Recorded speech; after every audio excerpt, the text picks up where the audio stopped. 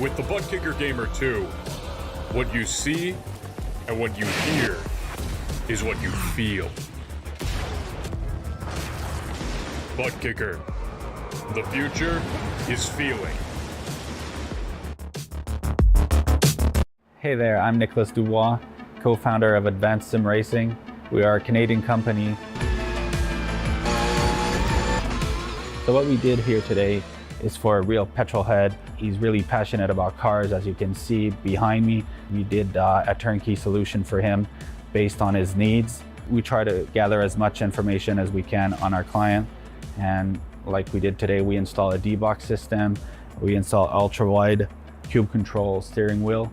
We try to provide the best quality for your budget.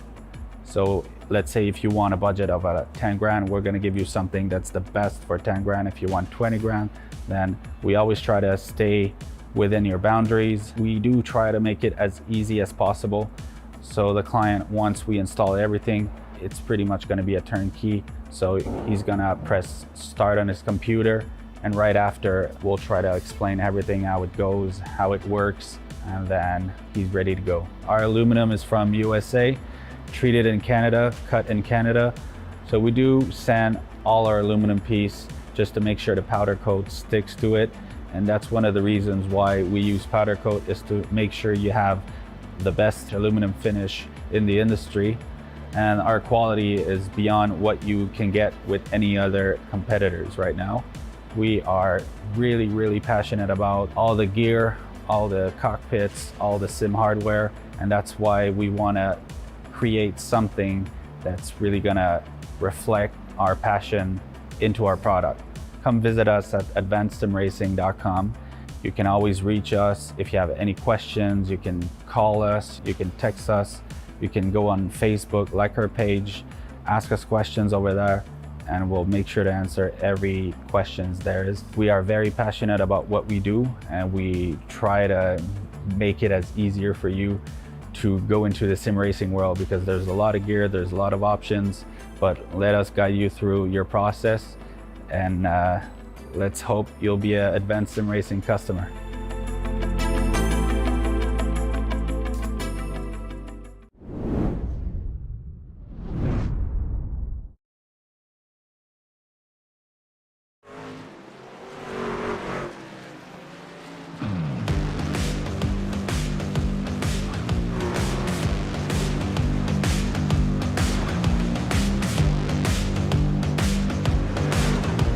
Just outside of Indiana's capital sits a track steeped in racing legend. It's a place where drivers like Parnelli Jones and Bobby Unser stamp wins in history books. It's a track where Jimmy Johnson made a very big debut, and it's a multi-purpose facility that still gets used year-round to this day. I'm of course talking about Indianapolis. Raceway Park. The second half of the PRL NASCAR Truck Series season starts now, live from the virtual Lucas Oil Indianapolis Raceway Park. Hi everybody, Joey Tevin here alongside Terry Radford in the booth with Connery Maddock behind the scenes. Whether you call it LOR, IRP, or the current acronym LAWYERP, it's all the same 7/10 of a mile oval, Terry. And it's going to be absolutely interesting to see how these drivers can do. You got 2 or 3 grooves that you can use here. One's not necessarily the most predominant lane to use, but you find a spot here. You might slide up, have a lot of crossovers, have a lot of extra turn with a couple extra tires on it, but we'll figure it out as we go 115 laps or 1 hour, whichever one comes first. Whichever one comes first, and we are in the second half of the season here. Let's take a look at what the second half of the season will be bringing us on the schedule. Of course, we do kick off round 6 here at IRP or LOR or whatever I'm supposed to say there. But next week we go to another big track in Michigan, then another short track in Richmond, then a 1.5 miler in Kentucky, and then a season finale at Daytona, Terry. You can't ask for anything more crazy than that. No, you absolutely can't. I mean, Michigan's going to be insane. Richmond's going to be insane. Kentucky, to me, is the one, I would say, dull part, because Kentucky isn't a good track, and obviously it fell off the NASCAR schedule for a reason. But ending at Daytona, there's going to be some drivers that are going in there that might be fighting for these points that we're about to look at here that could potentially, win the championship at Daytona by either A, making a crazy block, and, well, Abner Acosta, Bradley Holly, 1-2 in the points, Joey. Yeah, it's not a triumvirate, it's a biumvirate up top between Acosta and Holly, but Sean Powell and Thomas Sink aren't too far behind. Danny Cervantes as well is within range in a way. Of course, drop weeks have started to come into consideration, so that's why the points look a little bit different. And then Colton Lane, Jeff Evans, Adam Zemke, Chris Harvey, and Austin Hunter round out the top 10 at the moment in the standings. Let's take a look at the team standings after the driver's standings. It's another Whataback duo up top. It's the back row squad. That is the one with Sink and Cervantes and Lane. They've been very consistent. The Overdrive squad with Holly and Kalen and a few others, they're actually behind. And then Phase 2 Chassis Works is third, Car Ramrod is fourth, and the SG Esports Slipstream Gang is in fifth. Precision Racing Esports is sixth. The third Whataback squad with Loud Pedal is seventh. Then Ride and Shotgun Motorsports still in eighth, and the two Team DDI teams are ninth and 10th in the team standings right now. And before we go any further, we of course must thank the people who make this all possible, as we always do. Of course, we got to begin with the VCO, the virtual competition organization, the biggest help here at RaceSpotTV, and they help make every single Precision Racing League broadcast possible this season and always.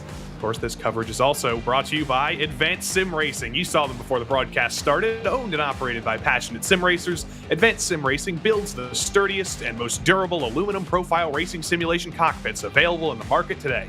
All PRL members also get a 5% discount on ASR products using the Precision5 coupon code. If you forget that, it'll be up in the top right of your screen later tonight. We're also brought to you by RaceLab Apps. RaceLab helps you to improve your driving skills.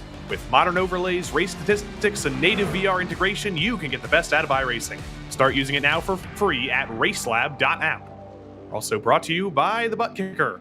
Butt Kicker products provide an incredible immersion and realism to every game. Feel every nuance and truly put yourself in the driver's seat with the Butt Kicker. And last but not least, this coverage is brought to you by NinjaTrader.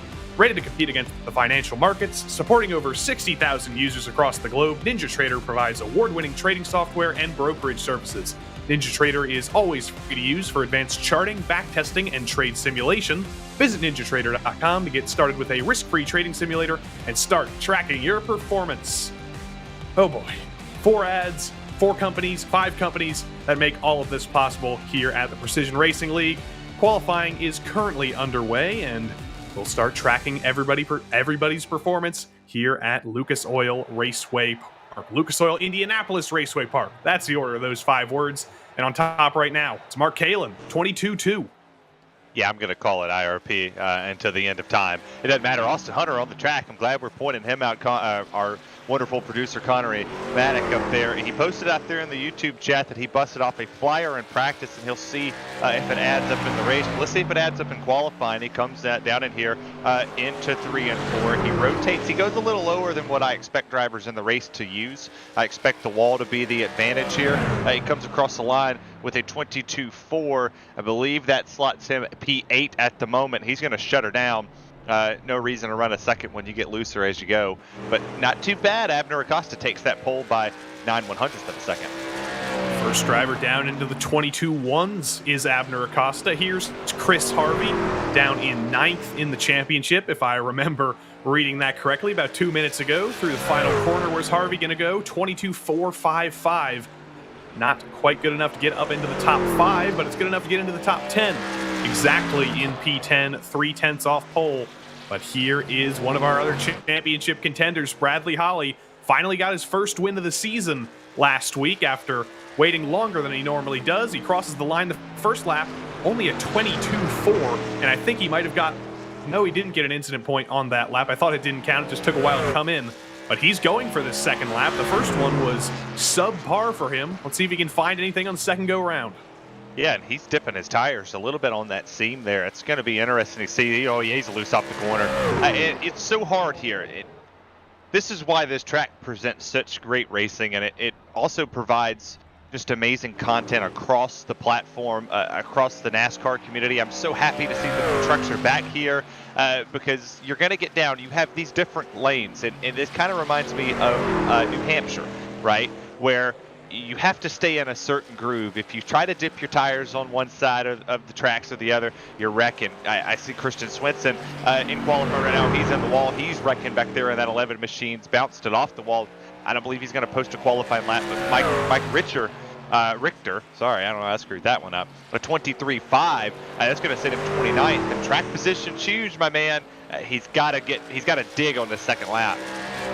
Looks like he is trying to dig here on the second lap. Got a little bit wibbly wobbly down the back straight. That's not usually very fast, but Mike Richter rounds turn 4 here for his second and final lap. Can he improve on a 23.5? He can, but it's still only a 23.2 for Mike Richter, and he will likely be starting shotgun on the field in the 15 there. Qualifying is ticking down right now. Mike Richter will be 29th, and there were quite a few drivers who didn't actually qualify, not for penalties. The only driver who has yet to serve a back-of-the-grid penalty is Moises Caraballo, and he is not here tonight. But everybody in the top 29 has qualified, and Abner Acosta will start on pole as qualifying ticks over as the race session joins us.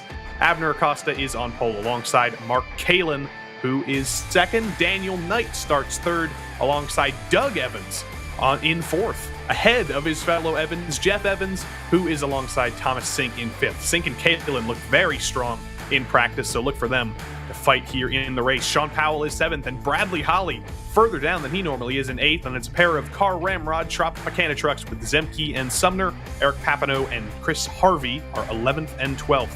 Lucky number 13 is Austin Hunter alongside Jeff Hollingsworth, Mike Witt and CM Pennington, Colton Lane and Jim Westerfield in the top 18, but we're only about halfway through here. Christian Swenson, Kevin McGarvey, row number 10, Zach Panzarella, Ryan Traver, Dylan Schmidt, and Nicholas Hunter go down to 24, and then we start to see the times drop a little bit. Stacey Hunter, Doyle Lawrence, Tom Amasi, James Dewar, and Mike Richter was the last driver to put a qualifying lap down. Danny Cervantes will start in the back. Steve Loving, Dalton Geyer, Baron Hilton, Jose Medina, Garrett Austin, and Robert Happy Gilmore did not put a qualifying lap in. They'll be starting from the back, and they'll be hoping to pick up some of the pieces if there's a little bit of short track beating and banging in the race tonight. Well, you said if. I had to catch myself. I have to say if. I was about to yell at you. That's unprofessional on the broadcast. Joey, there's always beating and banging on a short track. There's going to be 4 tires, 8 tires, 12 tires, however you do math, you just double her by 4. There's going to be 3 wide contact, turn 1, every corner. There's going to be beating and banging from the lead.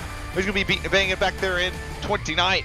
It doesn't matter where you're at. You're at a short track, and you're at one of the shortest racetracks that's out there. It's 0.69 miles around this track. Somebody's getting sent. In the words of Joey Logano, well, no, the words of Denny Hamlin impersonating Joey Logano, that's just short track racing. Man, that's just short track racing. Really kills the joke when you say the wrong driver's name. But anyway, Doug Evans, everybody leaving the grid here. Doug Evans taking a little bit of a trip through the grass there in the green truck. I don't know if that gives you an incident point on the formation lap. It might. That might be a needless 1X for Doug Evans. That could come into the conversation later tonight because there are incident limits in this series.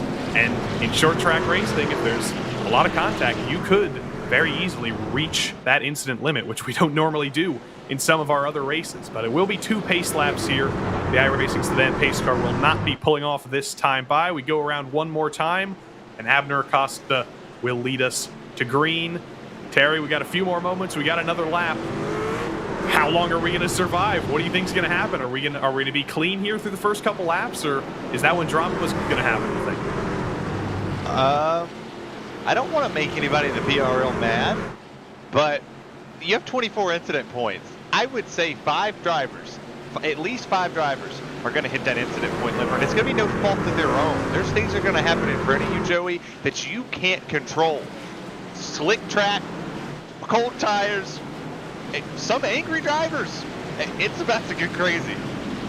Well, the iRacing Sedan pace car has pulled off. Abner Acosta slowing everybody down to a snail's pace, but as we round the final corner, Abner Acosta in the very familiar bright green, bright yellow Precision Racing Esports truck, taking the green flag after waiting about an hour, goes to the point. Abner Acosta leads us to green. Side by side, Sink and Kalin for third, and we've already got a spin in the back. That's Chris Harvey, and he drives onto the track, and he's going to collect about 3 other trucks, and the yellow is already out. Oh my gosh. I looked to my right, obviously. Connor, if it's okay, I'm going to break the fourth wall again. Obviously, we do a prod feed.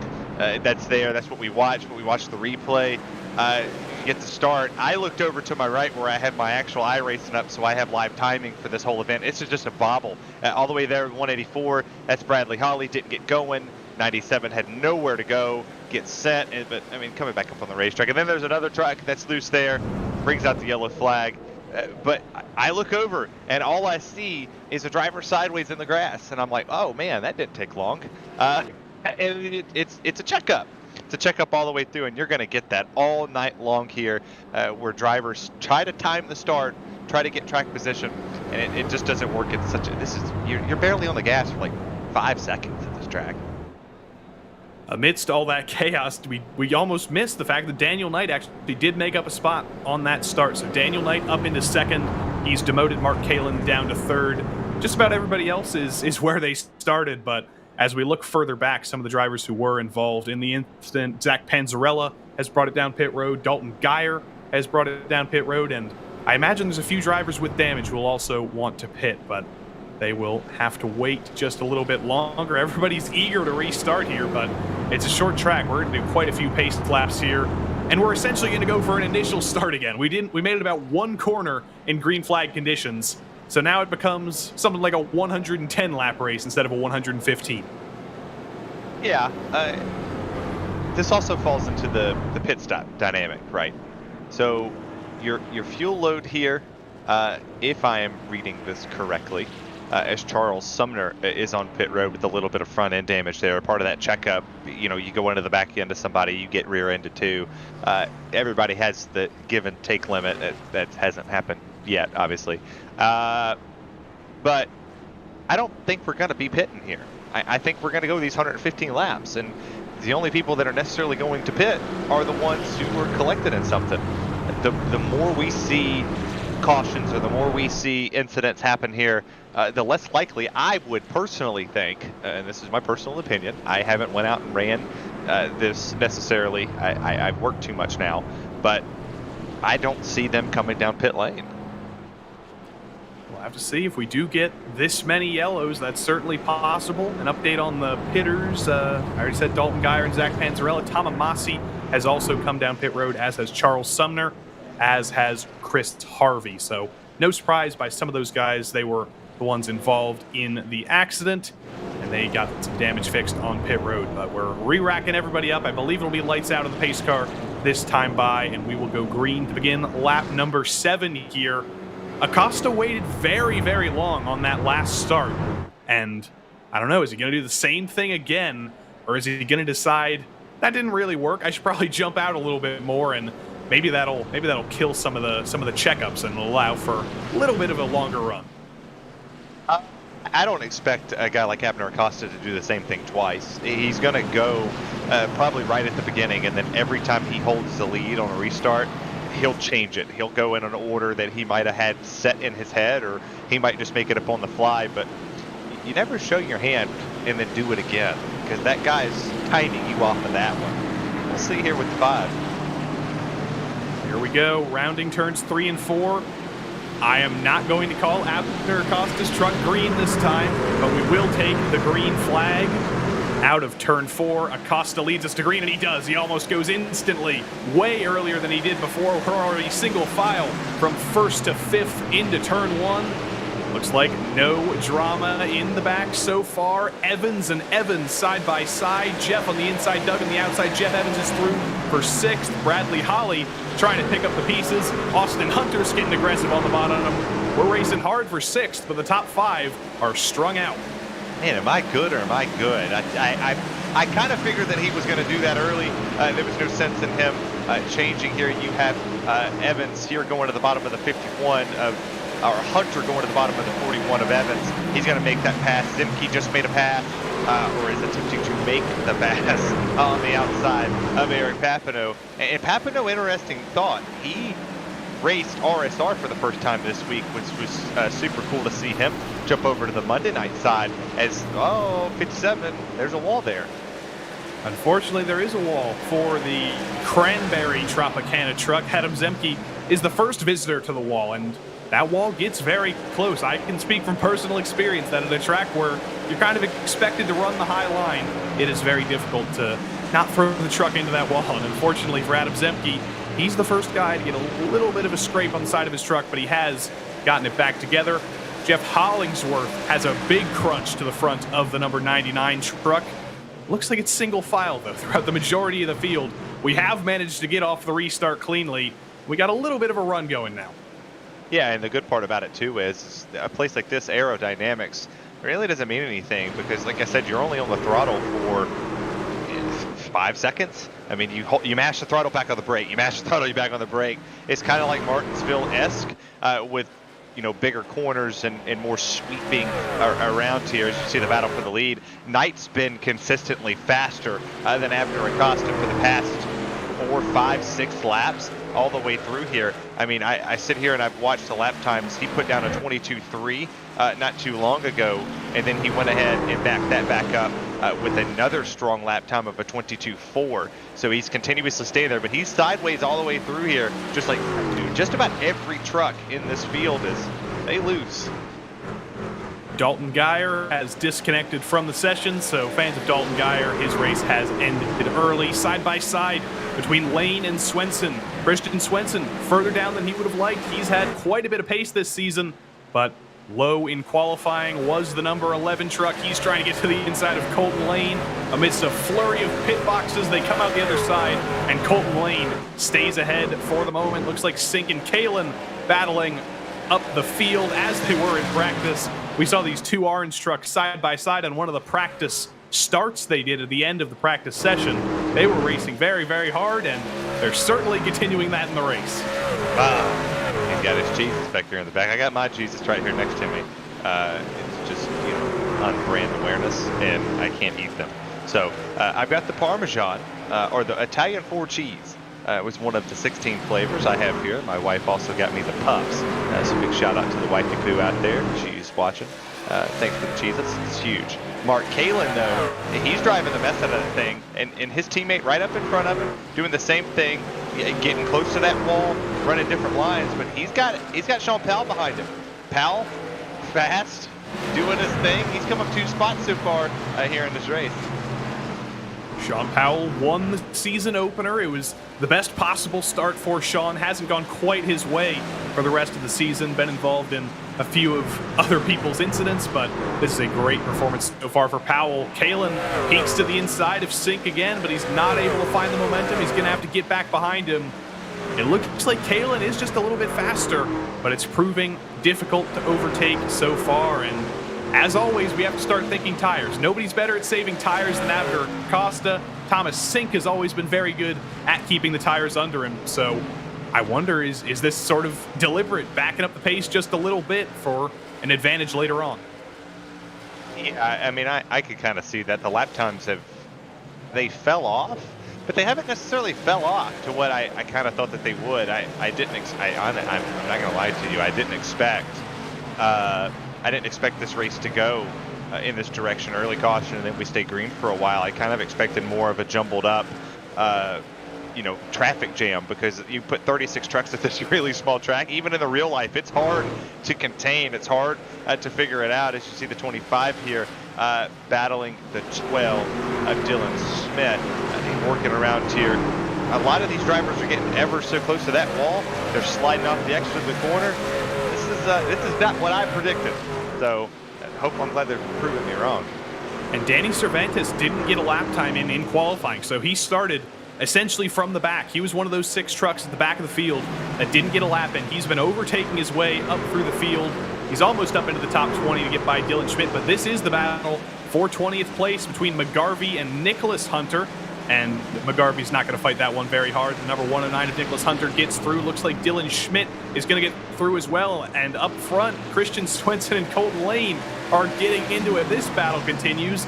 They're both slowing each other down. They were hemorrhaging time, and Swenson's finally got through. Yeah, and part of the short track racing here is you can either pinch them against the wall and make them lift, or you can pinch them down below the seam and make them lift. I mean, you have multiple different options here. You can also move them out of the way. I guess that's an option too. You kind of do whatever you want. This is really small, and payback is a thing. But if you move them well enough, you can then not have that issue of them getting back to you. You'll find out eventually as the run goes on. And now that we've ran these laps, I was wrong again. They're going to have to pit.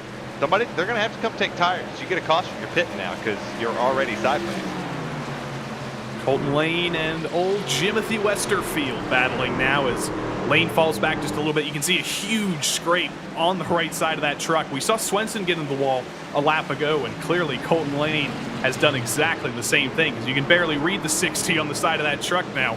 It's all grayed out, and he has a very hungry Jim Westerfield and a very hungry CM Pennington right behind, who are both looking to steal this 15th place. Swenson's charging up ahead, and it looks like Colton Lane's doing the opposite. Yeah, I wish we had an incident counter, like a Darlington stripe counter, of how many times people have scraped that wall in the center of the corner. 60's There's another all one in the wall again, yeah. I've seen this time and time again. Every time I look over to my right and I look at, who's running what, where the excitement is, what are we going to call, what lines are people starting to change to, I see at least one or two drivers touching that wall. They're just popping it like they're on a dirt track, just getting into it a little bit. It'll definitely help you turn. It's going to slow you down at the 60's on the wall again. That right truck, there. that Colton Lane truck is not going to pass inspection at the end of this race. It's going to be like an inch less wide than it was at the start.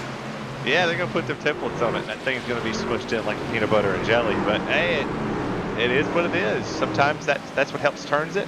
My personal preference at Bristol, I go into turn 3, lap 1, I pop that wall. You know why? It helps you rotate the center of the corner.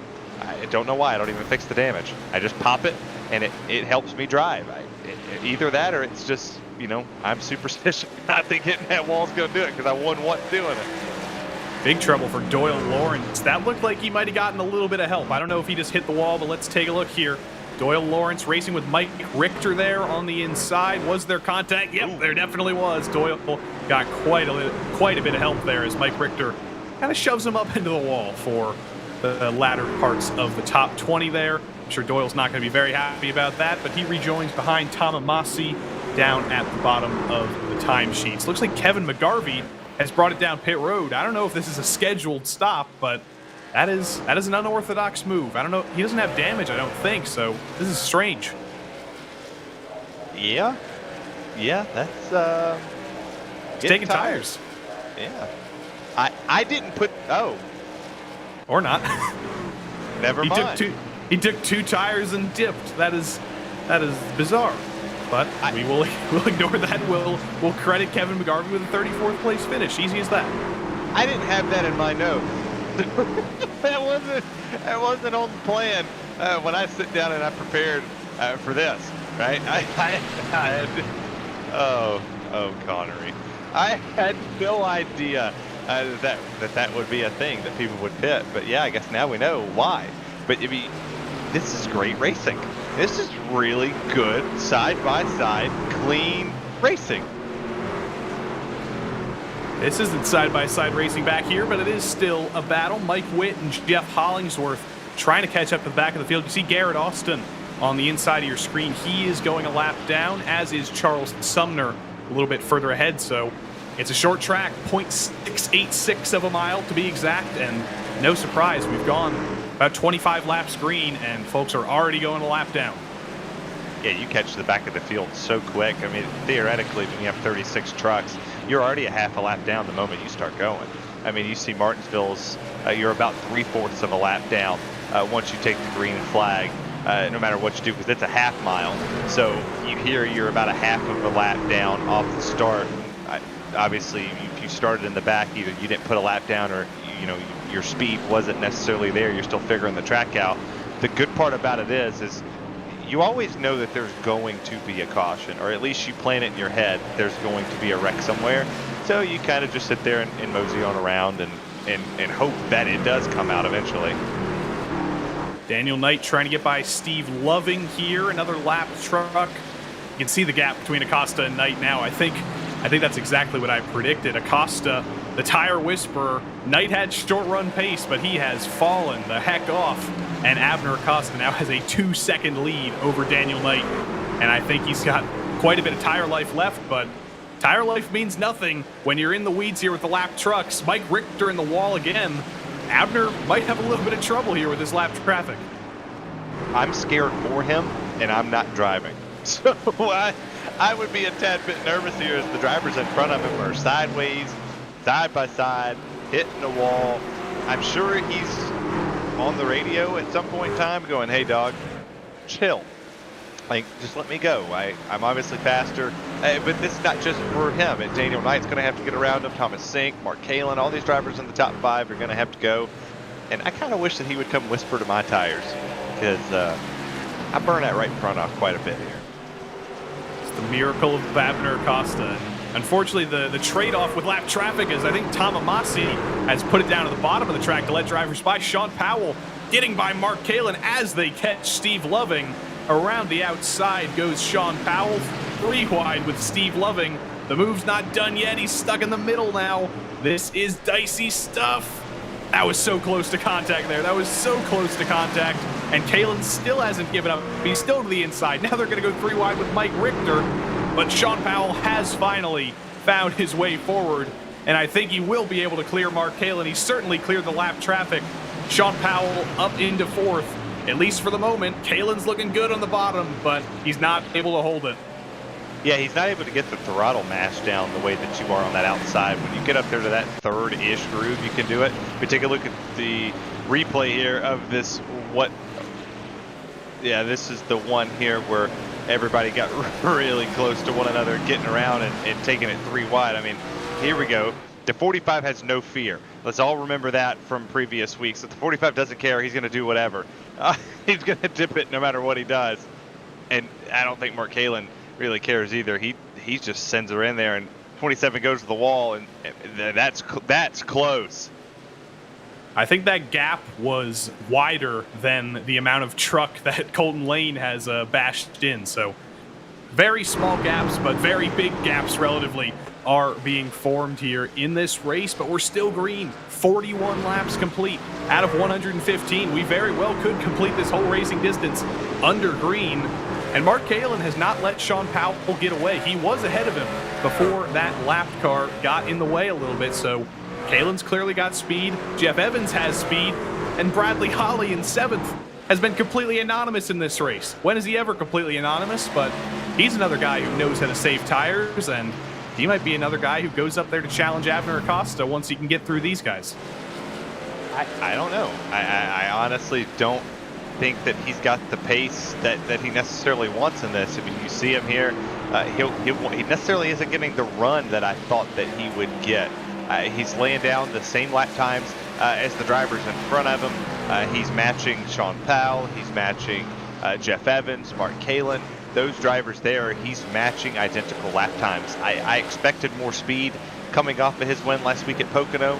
I didn't expect to see him in 7th here, but it's still, I mean, who else are you going to sit there and go, man, it's a bad day for a driver in P7. I'd kill for a P7 in top split.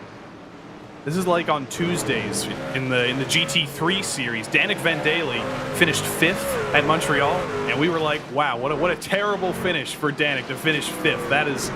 That's the level that some of these drivers operate at, that finishing 5th is somehow a very bad day for them. But if 5th is a bad day, that's a good sign for your championship, and Bradley Holly likely still going to be in championship contention at the end of tonight. Side by side between Powell and Kalin. It's a new lap car getting in the way now. That's James Dewar, I believe, ahead of them. But Kalin's going to get loose on the inside of Sean Powell. Lose out a ton of ground. Jeff Evans is on the attack now, but Mark Kalin seems to occupy every single lane on the track at once. And Evans is going to have to do something very, very aggressive here to get to the inside of Kalin, and he's not able to. He's going to have to hang back for the moment. Can we go on board with that 62 inside the cockpit here, because he just did something interesting that I didn't expect to see. It's another thing that I really wasn't on here. Watch him come off this corner and watch him go into turn 3 here. Listen to his throttle tracing, because this is interesting on how late he is. Look how much he sends it in there, and look how quick he gets on the gas. He burps it, gone. Like, we jinxed him. He almost wrecked him. Almost got into James Dewar there, the number 55, the lapped truck. was unfortunately just in the middle of the lane. Kalen was trying to take, but now Jeff Evans is going to get clogged up on the top by Dewar. He's doing his best to get out of the way, but unfortunately, when there's 3 trucks racing for the same position, there's nothing Dewar can really do here. Kalen gets through him. Evans is still stuck. Garrett Austin's getting passed again. There's like 3 different levels of lapped traffic in the way here. And somehow, amidst all of that, literally nothing changed. That is incredible. They've all navigated through that completely cleanly. And now Austin Hunter is to the back of Bradley Holly here for P7. Yeah, this is like one of those levels of Donkey Kong. When you get to it and you think that you have it beat, and then one of those little big bees come around and start circling around you, and you're like, oh, how do I get around this? Well, you just figure it out. And these drivers figured it out here. You got Austin Hunter coming through here. We go on board with Austin Hunter and the What a Back Loud Pedal 2 team with, I would say, the best background of them all, because he has an entire background of his name and his car number there. If you end up in Austin Hunter's house here, you're going to know whose house it is. That is incredible stuff back there. That must have cost a fortune to print it in vinyl and ink, but that's the What-A-Back way. They got those done. The Curling Club of Houston, I'm sure, helping out, and Austin Hunter once again representing them. I'm sure if we talk to him at the end of this race, he will thank the ever-friendly Curling Club of Houston at the end of the race. But Mark Kalen trying to be friendly with Jeff Evans, and the caution's out right as he's going for the move. The yellow's out, and it's Mike Richter. He had a troubled time. He was in the wall a few times, and he has found himself at the bottom of the track now with a very, very, very damaged truck and a lot of puffs of smoke. Yeah, we'll see what happened here. He's out there on the outside. You got the 26 of Witt below him, and he just comes off the wall and gets into the 26, and oh, the 26 saved it. And then the 15 of Mike, just he was there. You can't really. I'm impressed that the 26 saved that. That was mighty impressive. And now everybody's on pit lane, by the way. The entire field. There was a lot that was 30 seconds back, but they're all down. Here we go. Abner Acosta, Daniel Knight in second, Thomas Sink in third. They all make it down into their pit stalls. Looks like everybody in their pit stall nice and cleanly. Nobody overshooting it. Kalen a little bit tentative into the box. Doug Evans in the bright green truck brings it down. You'll see Nicholas Hunter go through. I think he is just driving through. He's not even going to stop it. Abner Acosta wins the race off pit road. Looks like there won't be much in terms of changes, but everybody's now on fresh tires, and it's an equal playing field once more. Yeah, equal playing field, but you do have to think Acosta's been really, really fast on these long runs, and I think the only thing that could beat him is multiple short runs, because Knight was staying with him for 4, 5, 6 laps, but past that, Five's gone. Five's doing his own thing. He's in his own zip code by then. Big change back here is in our top 10. It looks like, to me, Stacy Hunter stayed out, but I think Stacy Hunter is going to bring it down pit road here. I don't think that was an intentional strategic move to stay out. That truck looks very damaged on the front end, and yeah, there goes Stacy Hunter down pit road. So literally everybody, Jose Medina and Steve Loving stayed out. I think they're just trying to get a lap back, and then they will bring it down pit road. But yeah, everybody in the top 10, everybody in the top 20 now has new tires on the truck, and it becomes now a 60-lap race instead of a 115-lap one. Yeah, I mean, that kind of scared me for a second, because I looked up and my timing was just going crazy, because the 71 stayed on the racetrack, and it was attempting to score the rest of the field in where they would be, because when the 71 pulls off, it gets to jumble everything up. You see the gains and losses here. Mark Kalen's fell down to 6. You got Austin Hunter coming up 5. Evans has lost 7. Papano's worked his way into the top 10. There's been a lot of gainers and not a whole lot of losers.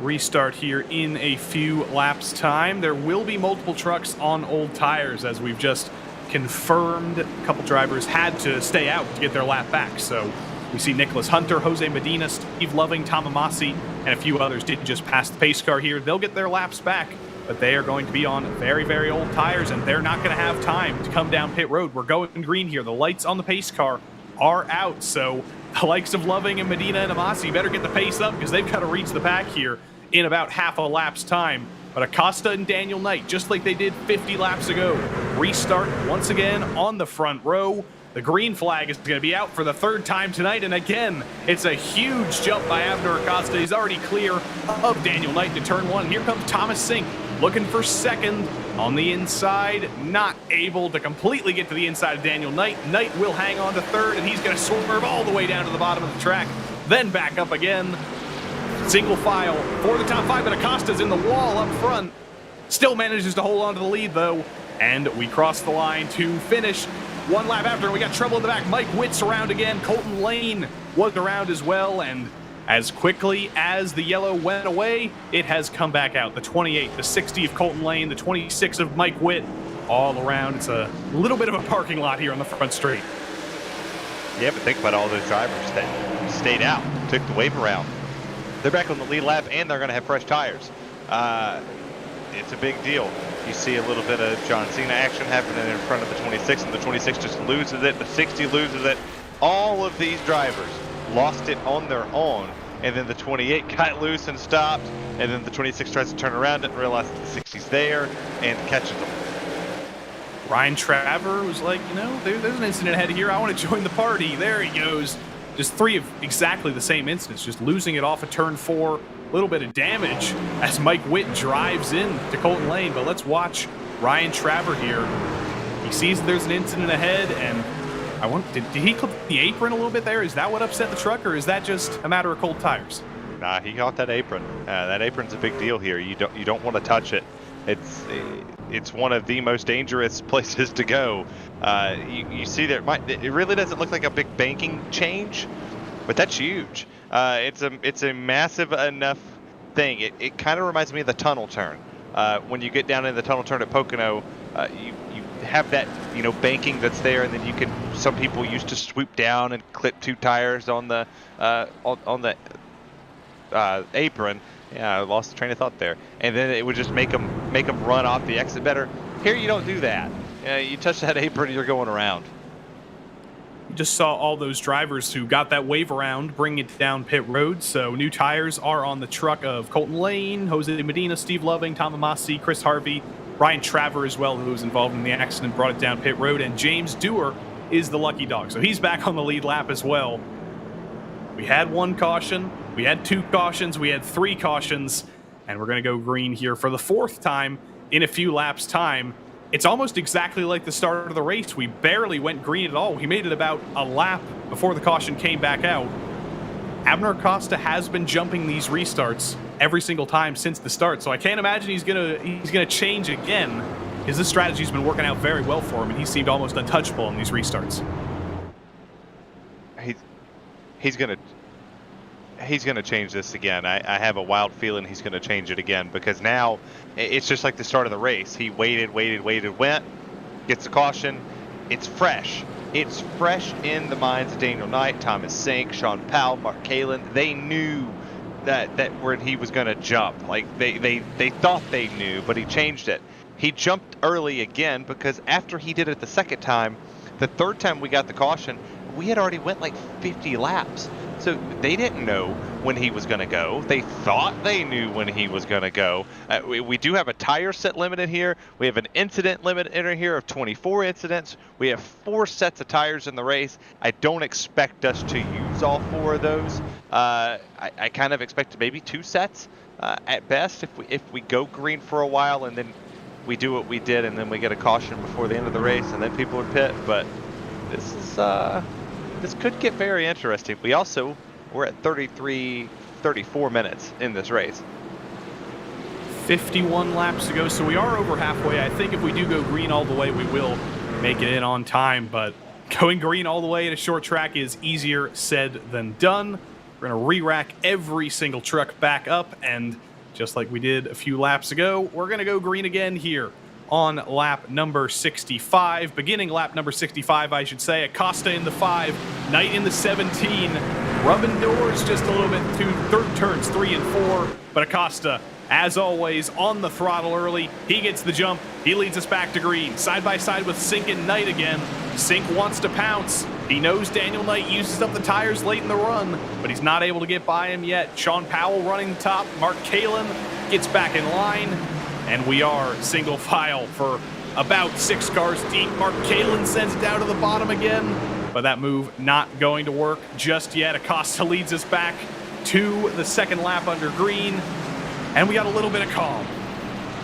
It is a lot of calm. You gotta go right here to see Bradley Holly going under Mark Kalin to even see a side-by-side battle through this building, and he tucks back in. I think this could be, like I said, this could be a repeated trend where we do a car around in the back. So much for the calm. Danny Cervantes is lodged in the wall, and that is a disaster for Danny. He didn't qualify. He was having such a great race, making his way up through the field. He was our biggest mover. He was up about 12 spots, but unfortunately it has ended in disaster for Danny Cervantes. Did Dylan Schmidt on the bottom have something to do with it? Let's see. Looks very normal through turn 2. And now we approach turn 3. And ooh, did he? I think he might have pinched Dylan Schmidt down a little bit, and he literally gets stuck in the safer barrier. I have never seen that. He really is stuck in the wall. I've had that happen to me before. It's really frustrating because that's not a thing that happens in real life. But unfortunately, at this track specifically, there's some very sticky walls, and you can get the front end of that truck stuck in there. And Danny Cervantes' comeback, unfortunately, ends in a physical abnormality. I'm gonna stick this truck to the wall with flex glue. That's kind of what it came to my head. Oh, it needs some sticky walls. My point was wrong. I was about to say that maybe this would be the time where we do what we did on the initial start, caution, you know, and then go green, stay green for a while. It's 48 to go. Across the line should be 40. Yeah, still 48, 47 to go. There's the lucky dog of Ryan Traver. We'll see what he can do here. Let's see if he comes down pit lane and uses that second set of tires. He is our lucky dog. Remember, he was involved a few cautions ago after clipping the apron, but he gets to go around and he gets to join all of our friends on the lead lap. 26 trucks on the lead lap at the moment out of 36 who started. That's Colton Lane. He's also on the lead lap after running into a little bit of trouble himself, but there goes Ryan Traver to the back of the train. I don't know if he'll bring it down pit road. I can't imagine it's really worth it when you're running 26th. You're already starting at the back of the pack. I feel like that would be kind of a waste of a tire set to come down and take it. Tomato, tomato. We could go green and things could happen that he could potentially stay out. I mean, you have nothing to lose coming down pit lane being in the back. I think I would rather take them to say that I took them than not take them and just leave them sitting there. I mean, if you give me 4 sets, well, that's out of 115 laps if my math's correct.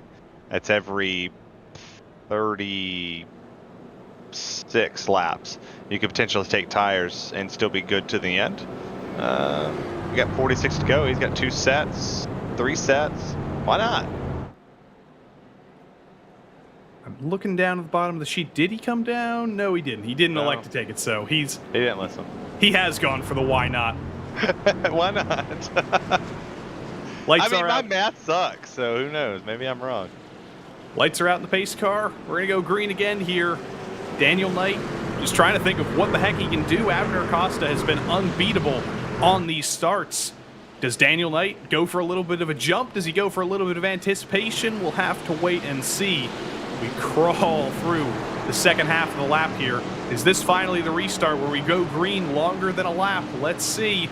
Acosta leads us back to green. Daniel Knight trying to anticipate it. He inches just a little bit ahead, but in the middle of turn 4, Acosta goes. There he goes. Knight unable to anticipate that. He's a little bit closer than he was in some of the previous restarts, but surprise, surprise, Abner Acosta gets a great restart. He holds the lead over Daniel Knight. Sink isn't able to peek to the inside of Knight this time, but Holly's able to peek to the outside of Mark Kalin. Austin Hunter gets in the wall. Jeff Evans to the inside of Hunter. It's all kicking off for 5th, 6th, 7th, and 8th. Yeah, and you see this side by side here. I mean, 2 rows in, you get Kalen and Holly. They're just going at it. They're door to door. You see that Kalen starts to push up.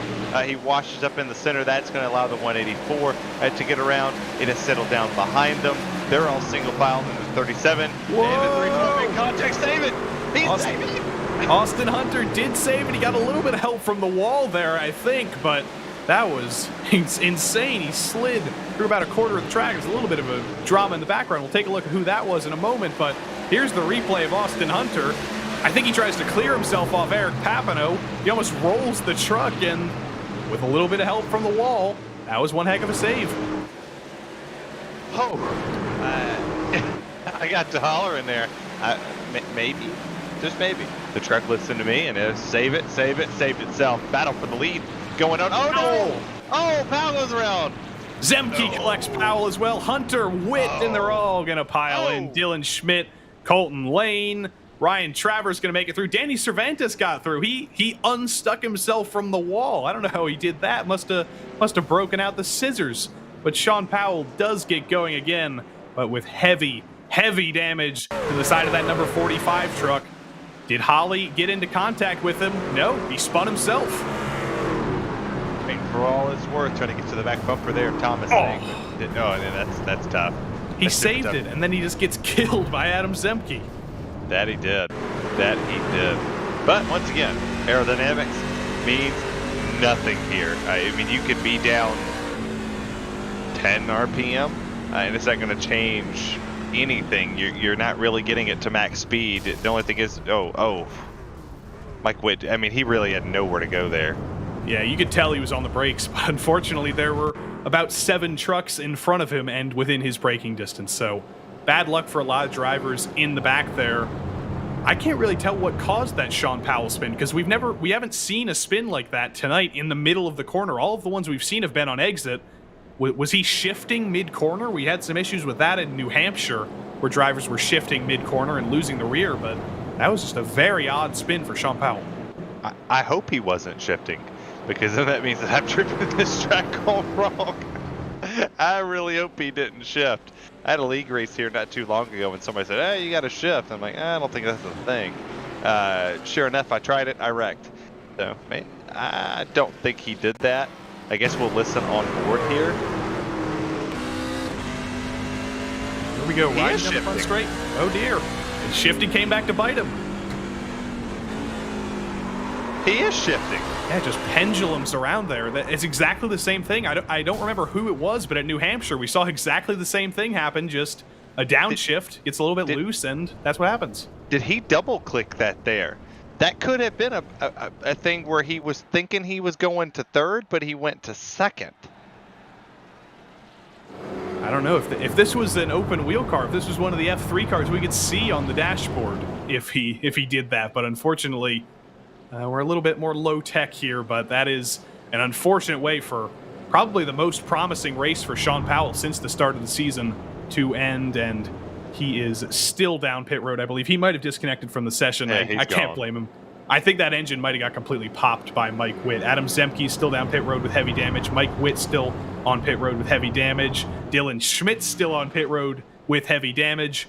And that leaves us 21 cars left on the lead lap. And some drivers are taking this chance to do a little bit of legitimate strategy work. Austin Hunter and Colton Lane both had a little bit of damage, but Tom Amasi has brought it down pit road at the back of the pack, and he's going to take a new set of tires. Bring them on. We'll have about 35-ish to go. We should get the one to go and across the line here. So take tires. You're not losing anything. You're putting yourself in a box that you have to charge through the field in order to get your track position back. But you have to expect the unexpected. You have to expect that the person up front, somebody's going to get impatient. It's a thing. It's racing. It's across the board in every series. Somebody's going to get impatient. They're going to move you. It's short track hot tempers. And it's just a thing. We'll just see if these drivers who bid it can come back through the field. Deja vu. I feel like I've been in this place before. Abner Acosta once again leading us to a restart with Daniel Knight on the outside. Again, they're rubbing doors just a little bit, making each other know that they're there, but the green flag is out again. Abner Acosta leads again. Daniel Knight slots into second again. Yeah, this has been a rerun. I'm going to cancel my cable subscription now. And it's still the same. Thomas Sink, but insert Bradley Holly to the fold. Bradley Holly's there. Mark Kalen's getting to the inside there. Kalen shoves him out of the way. Yeah, get out of my way is what Kalen said. Well, let's see how well Bradley Holly takes that. Oh, Dewar. James Dewar, I believe, in the background is around. It's either him or one of the other, number 24. And yes, James Dewar is around, as is the number 24 of Jose, the funky Cold Medina, in that new yellow and black truck. I didn't initially recognize him because he is in a new livery, but bad luck for him. Bad luck for the number 55 of James Dewar. Dewar got really loose on the last restart as well, out of 4, and I think it's just exactly the same thing. Yep, there he goes on exit. Medina nowhere to go as Dewar tries to lock it down, and fortunately, Jose's the one who really took the big hit there. That was tough. That was tough to watch because you see here, we'll go on board, you start to watch Dewar sliding a little bit there, sliding a little bit more. Now he's sliding. He locked the brakes. He locked it right there. And if I was James Dewar, I would have continued to roll it a little bit, get off the track, because you can't sweep in these trucks.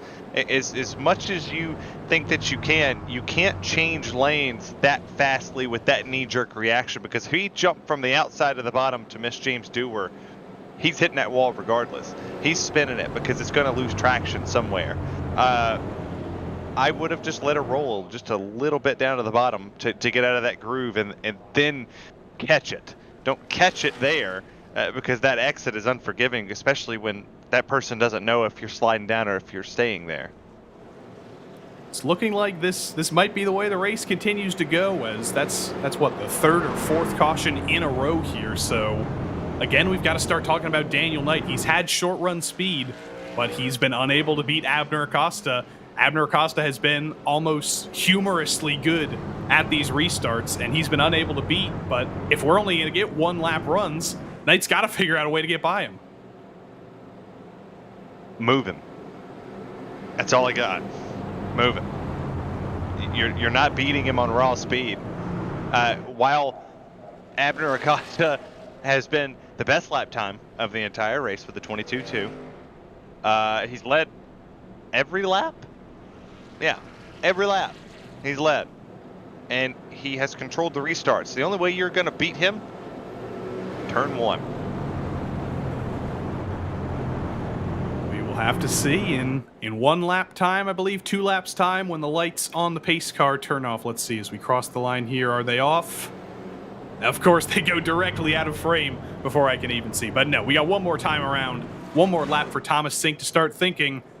I don't think we'll be seeing any movement between the front bumper of Daniel Knight's truck and the rear bumper of Abner Acosta's truck, because that's just not the way. That's not the way they do things here at the PRL. But I don't know, Daniel Knight, if he gets desperate, if he wants a win this season, they've all been taken by Acosta and Holly and Powell, and Adam Zemke was the other winner.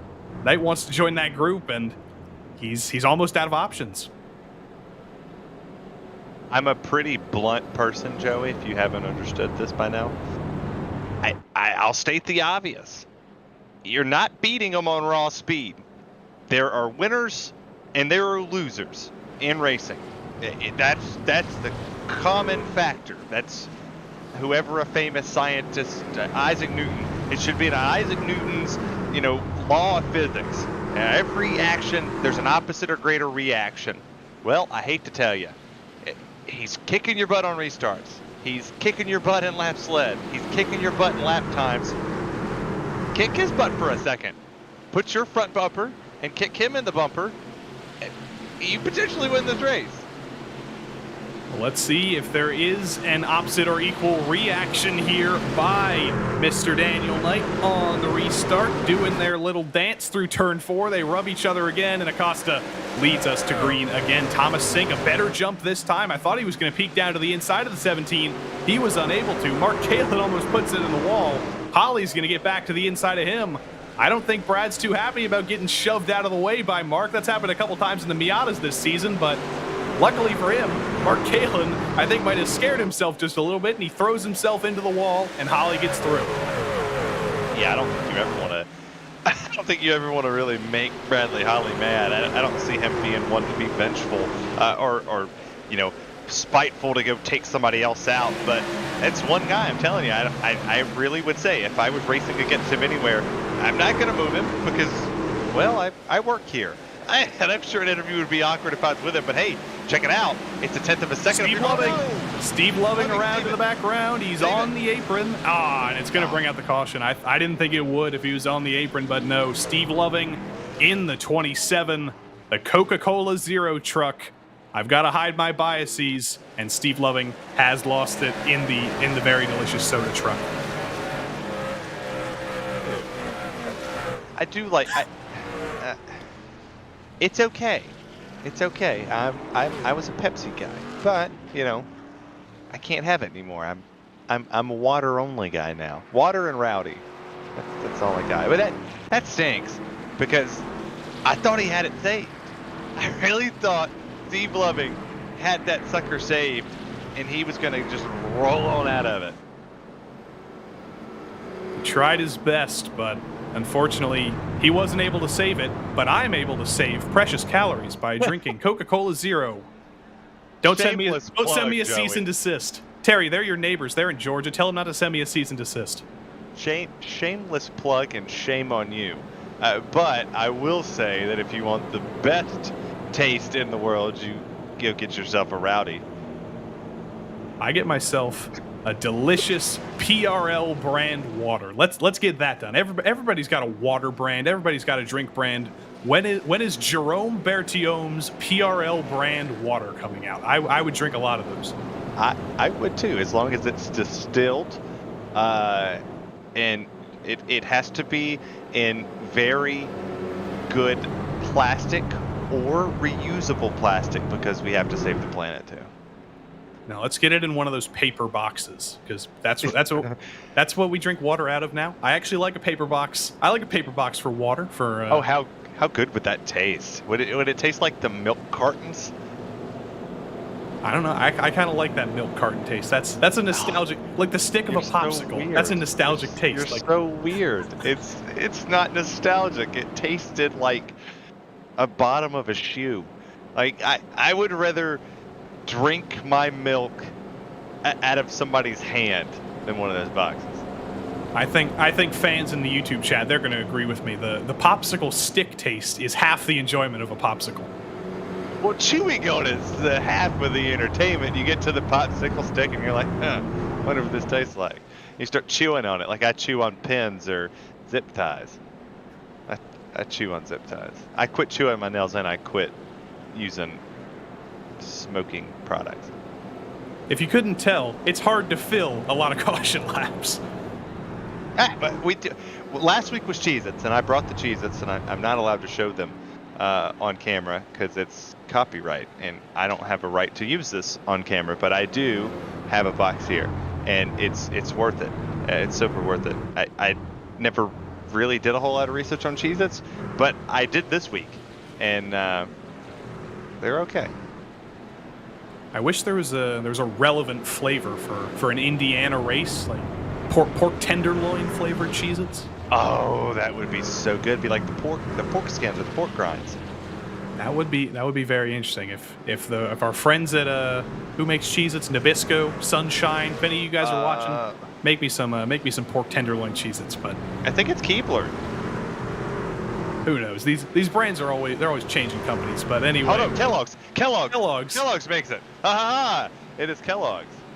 All right, let's name as many companies as we can before this broadcast is over. We'll wheel out the Fortune 500 and we'll list some more off because I think we're through about 100 right now. But we are finally ready to go green. Precision Racing Esports and Tommy's Pub, the two brands at the head of the field right now. Acosta and Knight, we're finally back green. Same thing we've seen in the last 5 restarts in a row. Acosta leads, Knight is second. Holly and Sink, though, that's different. That's very different. He's doing it. He got to his bumper. He's there. That was a better restart for Daniel Knight than he's had all race long, and he's on his bumper. He sent him into one and touched him again off exit. He's back on his bumper again. Are you gonna send it into one? You already made your bed. Time is running out, Daniel Knight, but he's not able to get to him in turn 1, and I don't think he is inclined. Put the bumper down to He gets loose off of 2, but he's there. He is there. If he wants to send it to the inside, he takes a peek, but he's not close enough. He's tantalizingly close, but he can't get to the inside. Oh my gosh, it's a 2-horse race. Who's going to come up $1 short in this situation? And I know that the 17's wanting to send it in there. Abner Costa's just running his line. I don't think he really is paying much attention to who's behind him. Bradley Holly's paying attention to Thomas Sink in front of him. He's going to look low. Battle Release still heating up music. Everybody's battling now because you're running out of time. You're running out of laps. Somebody's running out of patience. 17 laps to go. We will make it on time if we do go green all the way here. And this is a very, very short race. We exhausted so many laps under caution that we have a sprint race to the finish here. Abner Acosta clips the wall just a little bit on the entry of turn 3, but he's able to hang out in front. He's expanding the gap just a little bit. Daniel Knight was literally to his bumper. We got trouble. Mark Kalen's around. And more trucks are involved, and we got ARCA brakes. Kalen flips, CM Punk Pennington, Colton Lane. A lot of trouble here, and we might only have 2 or 3 laps to go once this caution's over. Have you ever seen a truck flip at this racetrack? I don't think that I personally have. We'll see what happened to Mark Kalen. Looks like Swenson. Winston. Naughty. I mean, that's a good way. And then, oh, boom, boom, boom, flip, hit the wall, bounce around. He stuck the landing though. Mark Kalen stuck the landing. That was awesome. And that truck's still running. That is, it's still moving. That's remarkable. She's tough. That's not a Ford, is it? No, it is a Ford. It's built Ford tough. There's another Fortune 500 company. Check. You're welcome. But we saw Sean Powell get hit at high speed by Adam Zemke, and that engine popped like a balloon. But Mark Kalen, clearly, much stronger truck, and he is still rolling. I'm sure he's heavily, heavily wounded back there, but Kalen will rejoin the race, and I think he is on track for a lead lap finish if that truck doesn't explode, and it will be a top 20 finish. So this might be his drop week, but he's still rolling. He's crabbing quite a bit, though. It doesn't look that bad. I mean, oh, it looked pretty bad through there. That thing's crabbing so bad. I think he's gonna get a meatball. I hope not. Oh no! He did. Well, that stinks, because that would have been interesting to see how good that truck drove. Like doing the crab walk down the beach or whatever. That'd have been pretty interesting. It reminds me of when they used to do it back in the Cup days, in the I believe it was the Gen 5 cars, when they, cocked the rear out and they had them all sideways and whatnot, and they'd go down the straightaways, and it literally looked like they were driving sideways the entire time. Oh, and Tyler Justice left too. Tyler Justice, I don't believe was in the race. I believe he's a team member at Phase 2 Chassis Works. So I think he left. He's done. His gun, Sean Powell, is out of it, so he's got nothing to worry about anymore. Yeah, he left us. Hopefully he's watching us. Mike Richter came back. He has rejoined the race. So we'll see if he comes back on the racetrack after this wreck. Maybe catch a couple laps here, pick up some points, maybe. There's points for every position, so this is one of those survival races we always talk about. That some drivers they give up after an incident, but some drivers, even if they have a very heavily damaged truck, as long as they can stick it out, as long as they can stick in the race, when there's other drivers that fall out, you're going to pick up some points. And when we get to the end of the season, the 2 points between, say, 23rd and 25th, those could be the ones that decide a championship, or at least a championship position. Well, I mean, my screen's showing him 16 laps down. So theoretically, he could get up to maybe 24th, 23rd. my timing screen's also being very weird at the moment. It's shuffling around like a deck of cards. Field hasn't been shuffled very much, though. Up front looks very, very similar to the previous few restarts, but with the notable absence of Mark Kalin. He will restart at the back. Is he out of the pits? No, he's not. He's still in the pits, so I don't know if he's going to leave the pits before this race ends, but we are going to go green here. 10 laps to go, an extremely short run. We saw Daniel Knight was able to stick with Abner Acosta last time. He wasn't able to beat him on the start, but he was at least able to stay to his bumper. Acosta goes in turn 4. He waits a little bit longer than normal, and that's going to allow Thomas Sink to pounce for second. And this is masterful stuff by Abner Acosta, because they're too busy fighting for second. Knight gets pushed out of the way by Thomas Sink, and I think that just won Abner Acosta this race. If we stay green, Bradley Holly attacking Knight now to the inside. The battle for first for Daniel Knight is now the battle for third. Ooh, Thomas Sink just chose out. And Knight gets turned, and it's a disaster. No caution, though. He's pointing in a straight line, so that is going to be tragic for Daniel Knight. The fight for the win becomes the fight for the back of the field. No caution, but we've got a huge gaggle of trucks here. I would not be surprised if we see a caution come out. Jim Westerfield and Austin Hunter. How the heck did Austin Hunter get back in the top 10? How the heck did Nicholas Hunter get up into the top 7? Eric Papineau's up into 4th, and the yellow's out again. Holy barnacles. That was crazy. Did I just see what I just saw? That the 48 set it in there, 17 puckers the wall, and then he gets it to Bradley Holly. You've seen it here. 48 comes up, tags, not getting the wall. He's good. You know, he just set up a little bit. He caught it. He did his thing. And then he's around.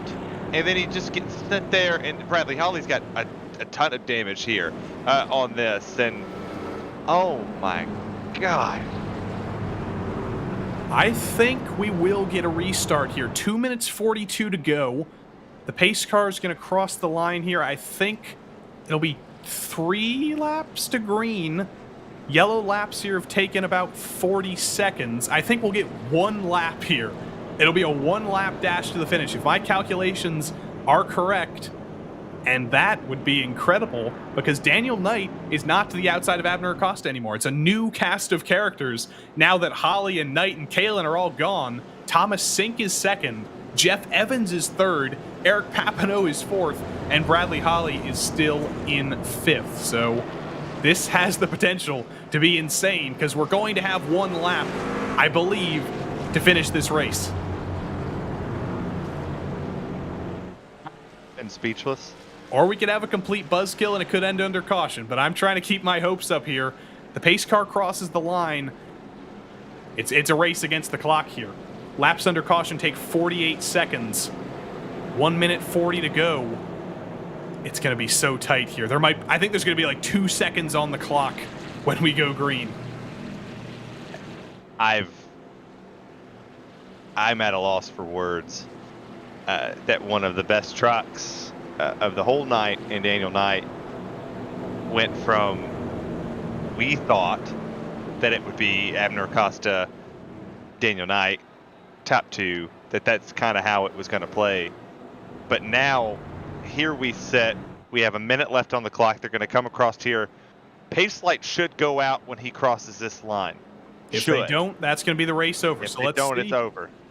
Well, we got away from the pace lights. They're still on, so that is the race over. I was keeping my hopes up for a restart, but unfortunately, pace car is going to stick out here for 1 lap too long, and Abner Acosta is going to be very, very happy about that, because his win has just been certified. Yeah, I was hoping to see what the 17 could do there. I really thought that race would have set up but a strong run. It would have set up a strong run for Daniel Knight. Even if he would have gotten wrecked attempting to go for the win, you were attempting to win. And, you know, he got bit, and that was the one thing that happened. Pace lights will go out here, I believe. Yeah, and that does it. If only we had 7-second pace laps here, then we would have a restart here. But the checkered flag is out. This is the white flag lap, and it's going to be likely the slowest white flag lap of Abner Acosta's season, but it is going to end in a victory. He was unbeatable today. He's led every single lap, and he's going to win it under caution, but on every single one of those restarts, he did exactly what he needed to do. He got the jump. He made sure Daniel Knight couldn't get to him, couldn't move him out of the way, couldn't pass him in any way, shape, or form. But the iRacing sedan pace car pulls down pit road. Abner Acosta gets the track to himself, and he is going to win at IRP in the most dominant way possible. You know, and theoretically, you can still gain positions when that pace truck went down because it technically was your quote-unquote green. Maybe see anybody jump some spots here. Maybe cashing on some free one. Yeah, I think that's a way to get yourself parked for next week at Michigan. I mean, I threw it out there that it could have happened. You know, I have to be as informative as possible. That there's so many ways to do things, and that was one way to do it. Abner Acosta getting to do the very deserved donuts here, and that's going to be his 3rd win of the season in a battle with Bradley Holly. Acosta finishes 1st, Holly finishes 5th. That's going to stretch the championship margin here even more in Abner's favor. So this has just been almost a perfect season and a perfect celebration. Ends just like Mark Kalen's day did. He's gonna end it. Hey, he gets back on his wheels. Well done landing that one. But let's take a look at the results here. After all the fun, 113 out of 115 laps complete. Abner Acosta was your winner. Thomas Sink picked up the pieces and moved up to 2nd, and Jeff Evans a strong 3rd. Eric Papineau in 4th, likely the best result of his season, and Bradley Holly was 5th. Jeff Hollingsworth finished 6th, and the pair of Hunters, Nicholas Hunter and Austin Hunter, found each other in 7th and 8th. Jim Westerfield was 9th, and Doug Evans, a strong day for him as well, in 10th. 11th was Stacy Hunter, the 3rd of the Hunters. Different Hunter family, I believe, but still a Hunter all the same. Zach Panzarella came back from getting damage on lap 1 to finish 12th. Chris Harvey is 13th, and Colton Lane and Tom Amasi round out the top 15. Steve Loving, Christian Swenson, and CM Pennington round out the cars that were on the lead lap. James Dewar had a few trouble spots. He was 1 lap down in 19th, and Danny Cervantes got himself unstuck from the wall, and he's going to get a 20th place for his efforts. Daniel Knight got wrecked down to 21st, and the rest of these guys, it's a very big used car lot for tonight. Ryan Traver, Mike Witt, Mark Kalen, Dylan Schmidt, that rhymed, Adam Zemke, Jose Medina, Sean Powell, Mike Richter, Doyle Lawrence, and the list keeps on going. Charles Sumner, Garrett Austin, Kevin McGarvey, Dalton Geyer, Baron Hilton, Robert Gilmer. We didn't start the fire. 36-car field for tonight. A lot of trouble in the back, but no trouble whatsoever for Abner Acosta. And if I look down here, no Abner just yet, but I have a feeling we're going to get to talk to our race winner here in a few moments. Yeah, it looks like all the gang is down there ready to come up here and have a party with us.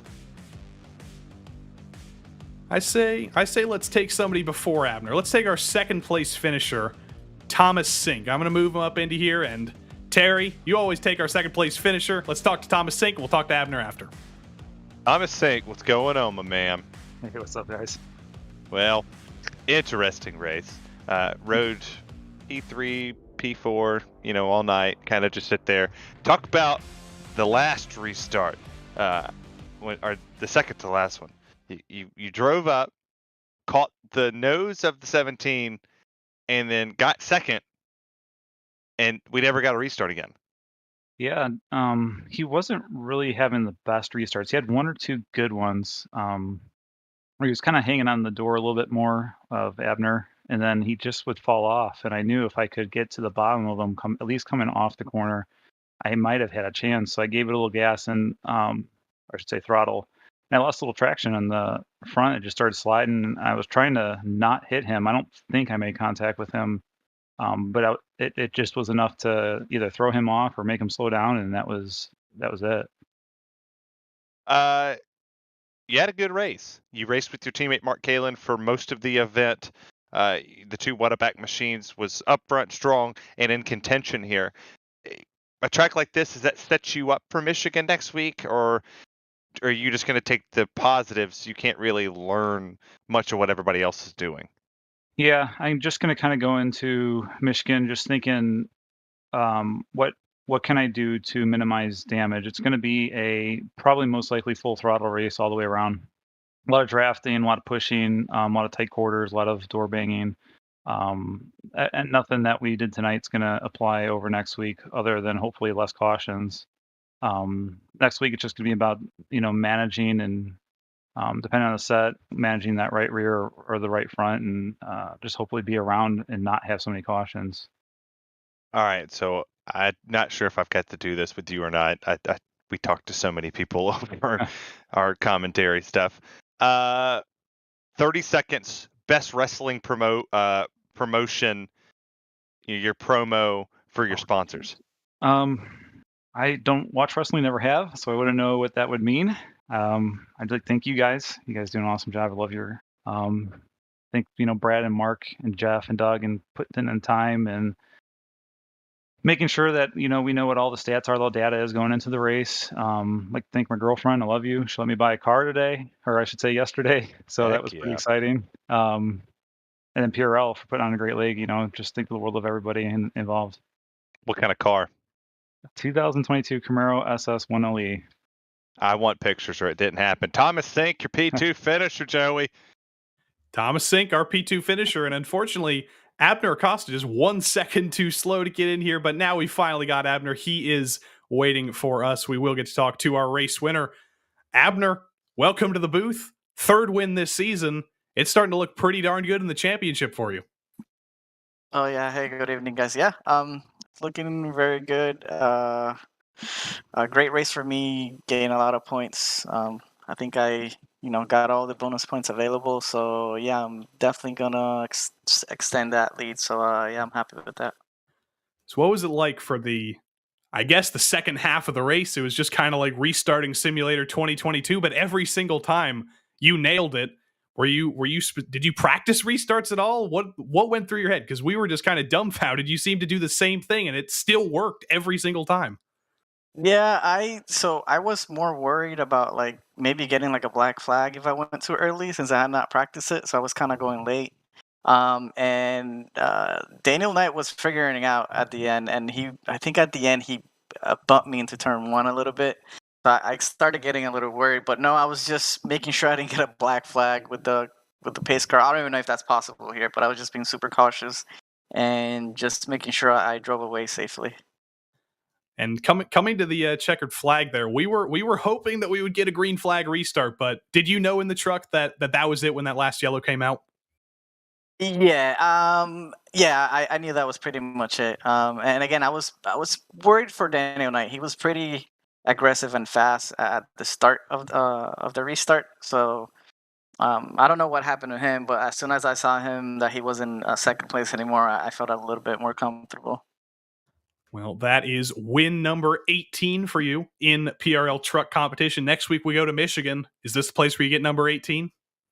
I don't know. I'm not a super big fan of Michigan, but we'll see what happens. I just gotta rack them points up and just make sure I finish and stay consistent. All right. Well, congrats on your win tonight, and we'll see you next week. Or actually, we'll see you on Sunday in the Cup Series. Oh yeah, on Sunday, and it's a road course, so yeah, I'll definitely see. Yeah, expect Abner Acosta to. I won't say win. I don't want to get ahead of myself. Yeah. I certainly wouldn't be surprised. Yeah, let's not jinx it. But yeah, I'll see you guys next Sunday. All right. See you. Congrats, Abner Acosta, once more on his win. Looks like we got Jeff Evans coming up next, our third place finisher in the beautiful magenta truck, the bright magenta truck. He's talking with Terry. Yo, Jeff Evans, how you doing? Doing good, man. How are you? I'm doing pretty good. I think this is the first time we've talked. Yeah, first or second, I think. Well. We'll take it. Yeah, I'll take it. I mean, you have a beautiful truck. Thank you. First off, I just wanted to tell you, Appreciate colors it. are amazing. Second off, congrats on the P3. That Ford was in a sea of Chevrolets most of the night, and you were there when it counted. You were up 3 spots. You started 6th. You didn't really lose a whole lot of spots. You stayed very consistent. Walk me through your race. How'd you do it? Did a lot of pacing. And then the couple of times we weren't, it was just a matter of just staying clear of everybody and trying to keep my nose clean. And just like I said, just keep moving forward. Well, I see the thing, Miracle Flow for hair. What is that, and how do people go check that out? That is the number one shampoo for mullets, and that you can go and order some at miracleflowhair.com. Huh, send me that, son of a mullet needs it. I got a pretty mullet. I can definitely make that happen, I think. Do you have a mullet? I do not, ironically. So are you going to get a mullet because you have a mullet sponsor? My fiance probably wouldn't be too big on it. I let it grow out a little bit. Mull it over. Yeah. My wife is not happy about it either, but I had like a couple choice words that was like, I don't care and get over it. I'm just happy that somebody has a mullet sponsor. It's a buddy of mine started the shampoo company a number of years ago, and any chance I get to support him, I love doing it. You have now become my favorite driver, Jeff Evans. Number one driver in PRL is you. Shout out to them sponsors for me, boss. Oh, absolutely. I want to just say thanks again to Phil for sticking with me, and thankfully, finishing up front again, and both Miracle Flow trucks too. My dad finished top 10 for the first time this season, so it's a good night all around. Well, congrats to Dad. Wait, before we kick Jeff Evans out of the booth, I gotta ask: Doug Evans is your dad? Yes. I did not know that, but I didn't either. That is a fact that we are very happy to know. Oh yeah, big father-son rivalry there. So it'll be fun to watch going forward now that he's starting to get his footing in the league. Footing in the league. Congrats, Mullet Man. I'll see you next week. Thanks, guys. Father-son rivalry brewing, Terry. I don't think we've ever seen that in the PRL. That's gonna be exciting in the coming weeks. I only wonder, what if Doug wrecks Jeff? Do they still eat at the same table after, or is it kind of awkward? I don't know. We'll have to wait and see. Looks like we got Eric Papineau as well, 4th placed finisher. Eric Papineau. Eric, if I remember correctly, this is your first top 10 of the season, and what a place to do it. What a way to do it. Yeah, it was definitely a wild race, I'll tell you that. A lot of close calls. What was the closest call? If you remember, we had a lot of incidents, we had a lot of parking lots, and you made it through every single one of them somehow. Well, considering I got contact when the 11 and Kalen got together, that was probably the closest one, but every single one of them had my my adrenaline going, I'll tell you that. Next week, we're off to Michigan, kind of the great equalizer. Some of the others have told us it's high speed. It's almost full throttle. It's going to be a close pack. How are you feeling for next week? I love Michigan. It's a fun track. Seems to be one of my more favorite ones to run. And as long as I can keep the wheels under me and stay out of trouble, I think I'll be able to do all right. All right, and I believe we'll see you on Sunday in the Cup Series as well on the Indy Road Course. Absolutely. Looking forward to that one as well. All right, we will see you on Sunday, and we'll see you next week. Thank you, guys. Yeah, have a good night. Congrats on his 4th place finish, Eric Papineau, and looks like we'll talk to one more. Austin Hunter is waiting for us here. 8th place finisher, Terry, finished just behind his brother, so there's another family rivalry. Yeah, let's talk to him here. Let's get old Austin Hunter. Austin Hunter, what's going on, man? Hey, how y'all doing, guys? Doing pretty good. How are you? I'd be better if I didn't try and throw the race away, but somehow pulled that one back in. You know, you finished one spot behind your brother, and I don't know. You got father-son rivalry in here. You got brother rivalry in here. Does it get too competitive between you two that you have to outrun him? I don't want to say too competitive. I've been racing with my brother for a long time. I started in karting before him, and even though he's the older brother, I spent a lot of time trying to teach him and work with him. So once we get on here, it's mainly just a lot of trash talking back and forth. But we're on the same team, so whoever can get the best run, the better. That's all that matters. I want to know. I got a real serious question here. that background you got behind you, and I'm so glad our producer threw this up. How much did you pay for that? I got a special. One of the sponsors I've got on here, Established Traffic Control. They used to sponsor the league a few years ago, and Brendan Chatley was able to work me a deal as a part of the league sponsorship, and so he was able to give me a good price on it. What was the price? About $65. I want one. Can I? I want one for $65 with a giant race spot thing right behind me. So when I do a broadcast, they know I'm on Race Spot. We'll reach out to our friends over at Established Traffic Control up in Pennsylvania. Reach out to Brendan Chatley, and between that and some Miracle Flow, we can probably get you hooked up this week. That's what I'm saying. See, boys, making connections here. Austin Hunter, we'll see you at Michigan next week. You gonna win it? I hope so. I've run pretty well at Michigan in the past. As long as I don't do any stuff and try and throw it away. Do want to make sure I squeeze in a quick apology to Eric Papineau. I tried to chop him at one point and almost crashed myself, and maybe gave him some damage too. So I want to make sure squeeze in an apology for him, and congrats to my brother on a good run tonight. I like the apology. You're a good guy. You will. We'll see you next week, and hopefully we're talking to you in the top 3 finishing positions. I hope so. I appreciate it. All right, Austin Hunter, P8 tonight. I just looked it up, and Established Traffic Control is only 35 minutes away from my house. So maybe I'll have to take a trip over there to Hatfield, PA, and get myself a printout. I don't know. Yeah. I was actually looking at the shampoo for the mullet because people don't see it, but business in the front, but it's all partying in the back, boys.